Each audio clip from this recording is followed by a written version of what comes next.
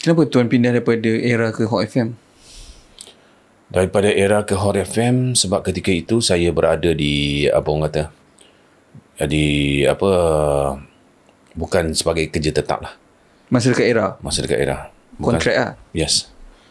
Saya tak dapat kerja yang tetap yang, sebab masa tu penyampai radio dia ramai kan. Oh, okay. Majority kontrak ke permanent dalam dunia radio? Dunia radio kontrak.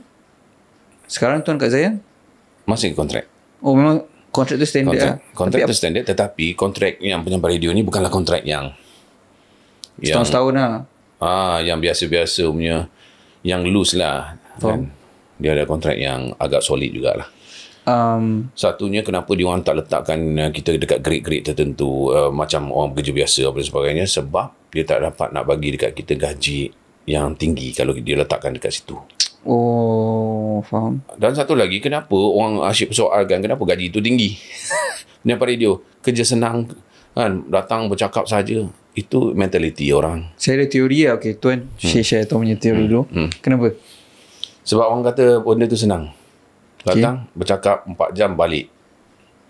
Tapi mampukah setiap orang itu datang, kita bagi mic macam ni, okey, kau cakap lah. Kan? Orang boleh cakap macam tu. Susah sebenarnya. Susah. Belum tentu lagi. Orang yang bercakap dekat luar, kita boleh dengar. Oh, masukkan aku dalam radio, aku rasa aku boleh cakap dalam radio. Dia masuk dalam konti, kita bagi mic kat dia. Saya senang ke susah? Sebab tu kita jangan judge. Terus okay, penyampai radio ni kerja senang. Sebenarnya dia berkaitan berbalik kepada jiwa. Sebab dia ada penjiwaan itu. Daripada jiwa itu dia akan keluarkan kata-kata dia.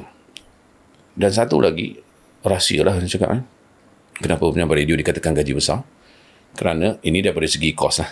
Okay. Kalau nak kata kos operasi tu berbanding TV, kita perlukan apa? Ini pun podcast ni pun kita perlukan cahaya kan. Satu office besar. Kita perlukan kamera. Tapi dekat radio kita perlukan apa? Kita perlukan sound saja. So konti tu kecil sebenarnya. Saya masuk saya cakap, uish, kecil gila. Sebab tu radio survival dia sampai sekarang. Oh, sebab tak perlukan kos yang besar tu kan? Yes. Logik Saya punya teori adalah sebabkan usually tu yang pertama lah, skill tu yang macam tuan cakap is nampak je senang tapi tak semua orang boleh buat kan. Tapi bagi saya kalau income tu besar, dia ada sebabkan benda yang dia buat tu memberi impak pada ramai orang. Lagi ramai orang ada impak, lagi banyak lah income dia dapat kan.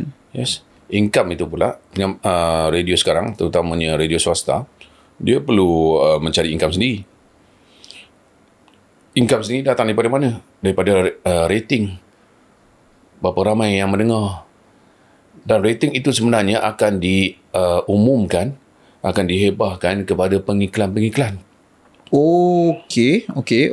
Dan bila pengiklan-pengiklan semua tahu rancangan ataupun radio ini mendapat sambutan, ya, ramai orang tengah mendengar, maka inilah peluang ataupun aku boleh gunakan radio ini sebagai platform untuk mengiklankan produk yang dia keluarkan. So daripada situ dah datang kan. Iklan itu pula bukan murah kan. Memang sampai ada yang berpuluh ribu, ratus ribu, ada yang package berjuta pun ada.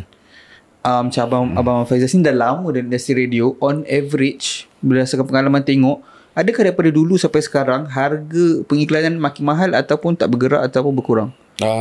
Disebabkan challenge yang kita ada sekarang ni, terutamanya daripada social media, daripada platform online, sedikit sebanyak memberikan kesan.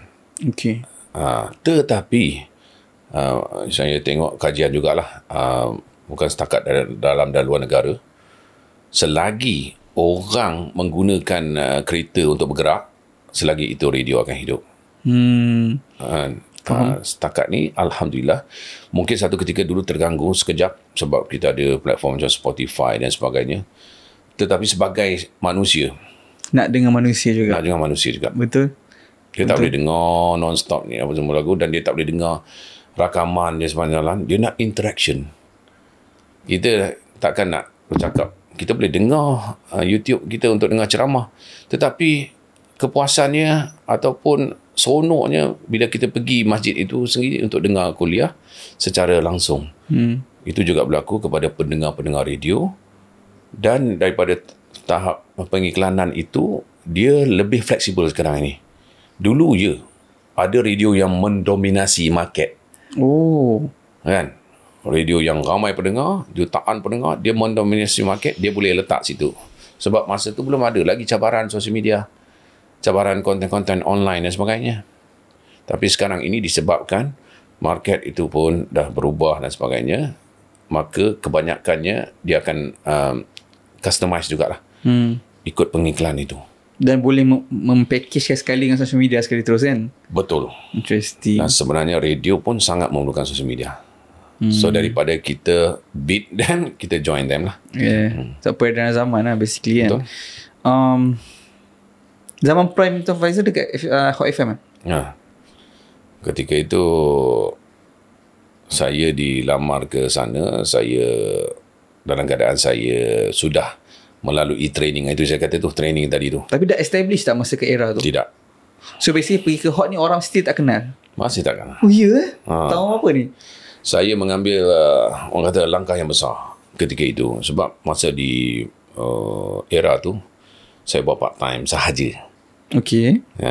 Dan pada masa yang sama, saya tengah belajar buat copywriting. Oh, nak jadi marketer ke apa? Ketika itulah. Okay. Sebab full time punya job memang tak ada situ. Jadi saya belajar. Dan ketika itu masa tu saya macam okay, aku dah suka dengan copywriting dah. Bos-bos pun suka dengan apa hasil kerja saya. Kan saya belajar semua. Tiba-tiba saya dapat tawaran ke Hot FM. Hot FM baru buka? 2005 hujung 2006 dia nak lancar kan. Jadi saya berkonflik. Alamak, aku nak pergi macam mana ni kan. Copywriting aku dah macam suka. Dah belajar banyak skill. Dah belajar ilmu-ilmu dia copywriting. Dan saya mendapat didikan dekat situ bukan daripada orang biasa-biasa, daripada konsultan daripada Australia datang untuk di bawah dia mengendalikan kita punya copywriting department tu. Selalunya copywriting ni dia akan jadi penulis artikel ke apa? Penulis iklan. Oh ya, copywriting untuk radio. Radio. Bayangkan tulis iklan untuk radio. Macam yang orang tu akan baca ke? Orang tu akan baca. Oh, faham. Dan kita akan bagi voice over talent untuk baca apa semua. So saya involve dengan benda tu. Saya deal dengan klien apa semua. Oh ya. Bukan senang nak deal dengan klien. Klien ni kalau dibayar sekian-sekian, dia kata okay, kalau boleh 10 kali nama produk aku nak mention. Macam mana kita nak berkreativiti dalam keadaan macam tu. Faham. Susah sebenarnya kan. Cabaran sangat tinggi. Dan bila saya involve tu, jadi penyampai radio ni lagi mudah lah. Tak involve dengan klien, hanya dengan pendengar, buat konten dan sebagainya. Tapi bila saya dah mula involve dengan copywriting, saya rasa suka pula dengan cabaran itu. Tapi bila dilamar dekat RFM, sama ada saya bersedia atau tidak, Allahualam, saya kata, saya tanya isteri saya tanya orang sekeliling saya, akhirnya alhamdulillah Allah gerakkan hati saya untuk menyahut cabaran itu, dan keadaan saya dikabarkan akan berbandingan dengan seorang yang mungkin sudah menempuh nama lebih besar, iaitu Farah Fauzana. Oh, terus dengan Farah Fauzana? Terus dengan Farah Fauzana. Ketika itu dia tengah mengacarakan melodi. Oh ya. And adakah jawatan yang sama masa ke era ke Hot FM? Maksudnya dari segi jumlah masa yang kita akan air tu. Kalau dekat era tu, masa buat part time tu saya 4 jam saja sehari. Okay. Yang lain tu saya akan dengan copywriting saya tu lah. Tapi bila dekat Hot FM, saya perlu dedicate masa saya sepenuhnya sebagai penyampai radio. Masa tu batch pertama dia ambil. Batch pertama. Siapa lagi selain tu Farah Fauzana? Saya, Farah Fauzana, kemudian Sharifah Aliyah. Kita ada Fikri apa nak, bukan Fikri Ibrahim, Fikri Ikhwan. Yang paling besar masuk Farah Fauzana lah. Paling besar memang dia. The fact that boleh masuk Hot FM and take over berdasarkan batch pertama terus Betul. Compete kan dengan era tu. Yes. Alhamdulillah. Dan tahun kedua saja kita dah sampai kepada radio nombor 1. Tahun kedua. Walaupun era lebih lama. Ya. Kenapa tuan rasa Hot FM boleh beat era time tu? Apa yang Hot FM buat lain daripada era? Kan? Saya rasa satu ketika itu fokus kebanyakan radio adalah muzik. Sebab kita tak ada platform yang macam Spotify apa semua kan. So era dulu dia main muzik. Tapi ketika itu Hot FM hala muzik dia lebih cenderung kepada muzik Indonesia.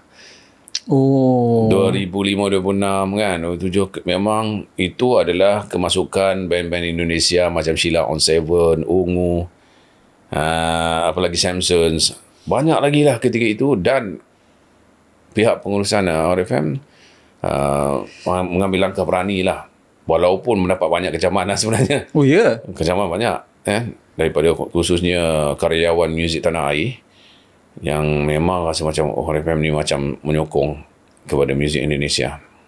Tapi sebenarnya itu adalah strategi yang berjaya mengikut cita rasa pendengar ketika itu, dan berjaya lah, alhamdulillah. Satunya itu salah satu sebab fokus radio ketika itu muzik. Fokus yang kedua adalah of course kepada konten dan penyampainya. Nama Farah Fauzana besar di melodi, dan konten kami yang killer pada masa itu adalah Panggilan Hangit. Ya. Yeah. Siapa punya idea buat Panggilan Hangit?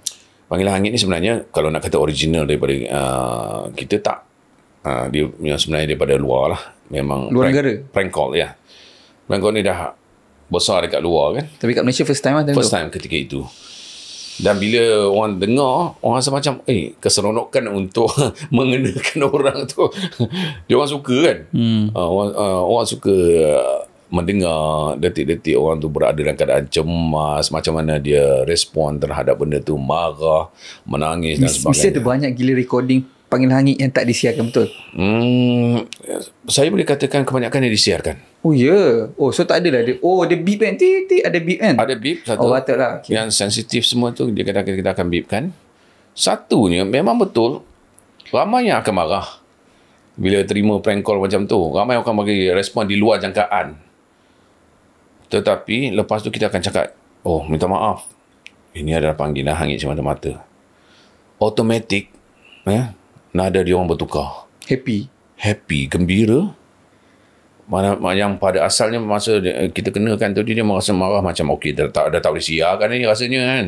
Tak boleh dah ni rasa kan. Tapi lepas tu bila nak siarkan, boleh, tak ada masalah. Sebab semua orang ketika itu mendengar Panggilan Hangit. Dan dia nak jadi sebahagian walaupun sebagai mangsa.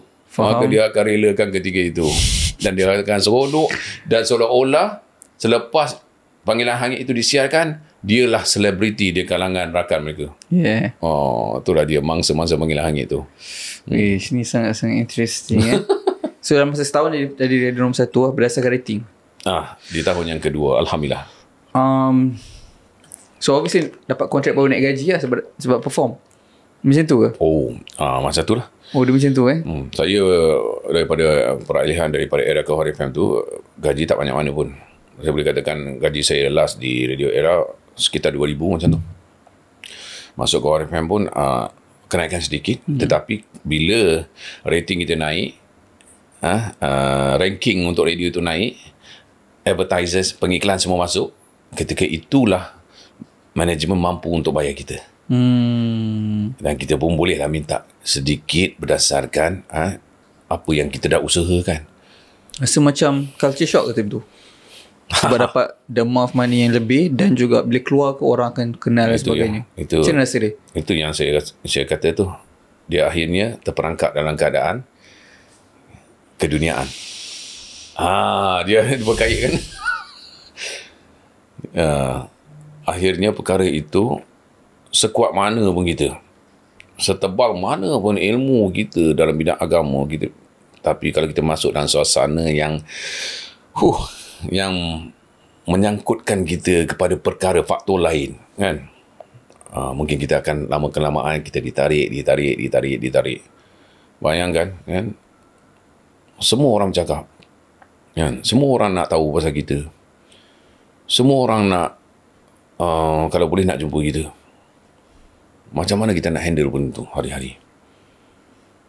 Bukan senang sebenarnya. Kehidupan kita tu bukan milik kita dah. Kehidupan tu milik orang lain, milik semua yang lain.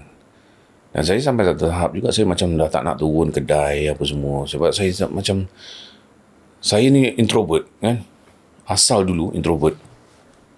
Tapi bila dalam keadaan macam tu, alamak, saya memanglah dah pecah dah tembok tu untuk saya. Tapi ada tekanan dekat situ. Macam, alamak, aku nak buat apa pun tak boleh. Aku nak turun kedai nanti kan, aku nak beli, nanti orang tengok. Dia jadi macam, apa orang kata, conscious Orang tengok aku ni semua. Nak makan pun susah apa semua. Itu pun sedikit sebanyak akan menyumbang kepada masalah-masalah yang sekarang ramai orang hadapi. Tekanan perasaan akhirnya membawa kepada mental. Sebab apa? Kehidupan kita banyak dikongsikan. Dan sekarang ini ada orang yang tak duduk pun dalam posisi menjadi seorang yang dikenali, kan? Tetapi mereka sengaja meletakkan diri mereka dengan membuat konten-konten ataupun posting-posting untuk menjemput orang lain masuk dalam kehidupan. Itu sebenarnya membuatkan masyarakat sekarang lebih cepat lagi. Kita dulu kan menunggu proses itu, barulah kita berada dalam keadaan yang alamak, kan, semua orang tengah perhati dan sebagainya. Orang sekarang dia sengaja tak untuk dapatkan attention, perhatian daripada orang lain. Akhirnya dia tak sedar benda itu akan datang. Aku kena buat something untuk pleasekan followers aku, untuk orang yang follow aku. Lama-lama diri dia, hati dia tak terjaga, kan. Dia hanya buat untuk orang.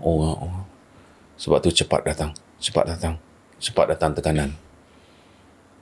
Kita dengar non-stop dah sekarang, kan. Wallahualam. Assalamualaikum guys, kalau aku beritahu korang boleh grow audience follower korang untuk make more money online, sama juga macam student-student aku ni, dengan satu video dah boleh generate RM1,500 sebab dia ada servis yang nak offer menggunakan skrip yang aku bagi.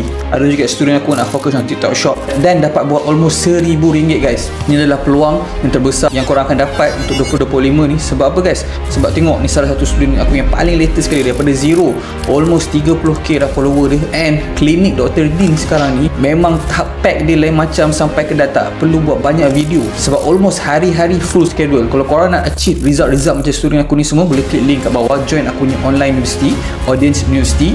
Nak belajar macam mana cara student-student aku make money online, cara aku sendiri make money online. Hanya RM98 je sebulan guys. Kalau aku bagi tahu korang selama ni korang buat macam-macam tapi tak berhasil, maksudnya apa? Maksudnya korang kena buat cara yang baru. Inilah peluang dia guys, join Audience University dan masuk dalam ni, jangan lupa message aku pula.